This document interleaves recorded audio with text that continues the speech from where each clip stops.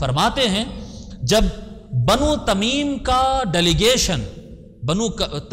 Delegation آیا حضور اکرم صلی اللہ علیہ وآلہ وسلم کے پاس، اب مسئلہ یہ تھا کہ حضور کی طرف سے ان کا کوئی بڑا بنانا تھا.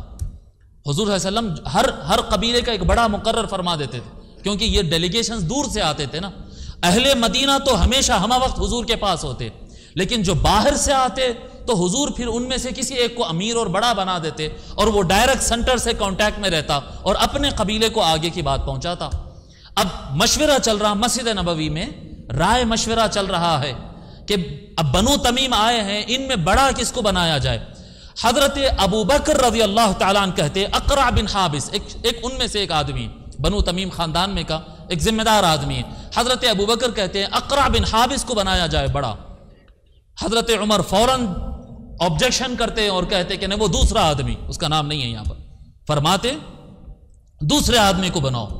حضرت ابو بکر رضی اللہ تعالیٰ عنہ کو وہاں پر غصہ آ جاتا. محفل سبھی بیٹھے ہیں، سارے بنو تمیم کے لوگ بھی ہیں، صحابہ بھی ہے، آقا بھی ہے، سب بیٹھے ہیں. حضرت ابو بکر رضی اللہ تعالیٰ عنہ کو وہاں پر غصہ آ جاتا. کہتے کہ عمر، آپ کا کوئی کام نہیں ہے کہ آپ صرف میری مخالفت کرنے کے لیے دوسرا نام دے رہے ہیں؟ میں جو نام دیا سوچ سمجھ کر دیا، ایک بہترین نام دیا، اور آپ کا مقصد صرف میری مخالفت کرنا ہے. حضرت ابو بکر رضی اللہ تعالیٰ عنہ کو وہاں پر غصہ آ جاتا. انما اردت خلافی، بخاری شریف کے الفاظ ہے، آپ صرف میری مخالفت کرنا چاہتے. فقال عمر ما اردت خلافک، میں اپنا مشورہ دے رہا ہوں، آپ کی مخالفت نہیں کر رہا ہوں. اب دونوں میں جو ہے اس مسئلے پر بحث ہو گئی، اور رو میں انجان میں غور کیے بغیر، سوچے بغیر ارادے کے، بغیر نیت کے، کوئی ارادہ ان کا ایسا نہیں تھا، کوئی ارادہ نیت ان کی ایسی نہیں تھی، بغیر ارادے کے ان کی آواز بلند ہو گئے.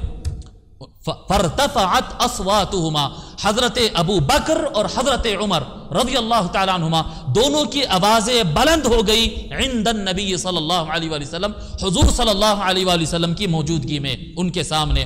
فنزلت، بخاری شریف میں لکھا ہے جب یہ آوازیں بلند ہو گئی سو اللہ تبارک و تعالی اسی لمحے یہ آیت نازل فرما دیا، یا ایھا الذین آمنوا لا ترفعوا اصواتکم، اے ایمان والو اپنے آوازیں رسول اللہ کی بارگاہ میں بلند مت کرو، اور برابر والی آواز میں بھی بات مت کرو.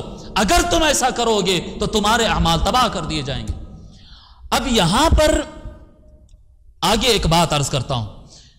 جب یہ بات ہو گئی تو ابن ابی ملیکہ کہتے ہیں، اس کے بعد ابن ابی ملیکہ کہتے ہیں کہ عبداللہ ابن زبیر نے کہا.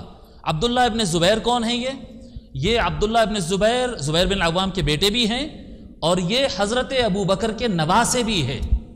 حضرت ابو بکر رضی اللہ تعالیٰ عنہ کی بڑی شہزادی، بڑی بیٹی ام المومنین عائشہ کی بڑی بہن اسماء بنت ابی بکر، اسماء بنت ابی بکر کے یہ بیٹے عبداللہ ابن زبیر.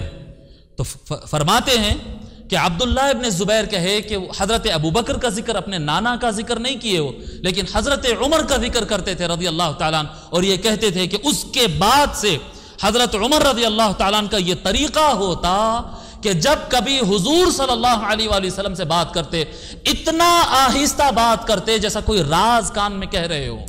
اتنا انہوں نے آواز، کیونکہ اللہ کا حکم آ گیا کہ اب بڑی بات نہیں کر سکتے، اتنا دھیما کہنے لگتے کہ راز جیسے کہہ رہے ہو.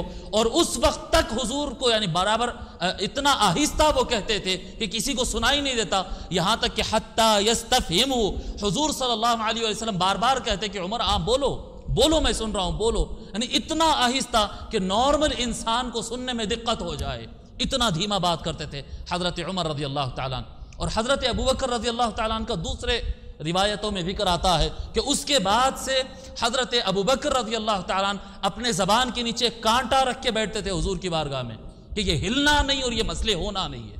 جی اپنے زبان کے نیچے کانٹا، بعض روایتوں میں کنکریوں کا ذکر ہے، بعض روایتوں میں کانٹے کا ذکر ہے، کہ اپنی زبان کے نیچے رکھ کے بیٹھتے تھے کہ یہ زبان ہلنے سے اتنا بڑا مسئلہ ہو گیا. Don't forget to subscribe and press the bell icon to get notified.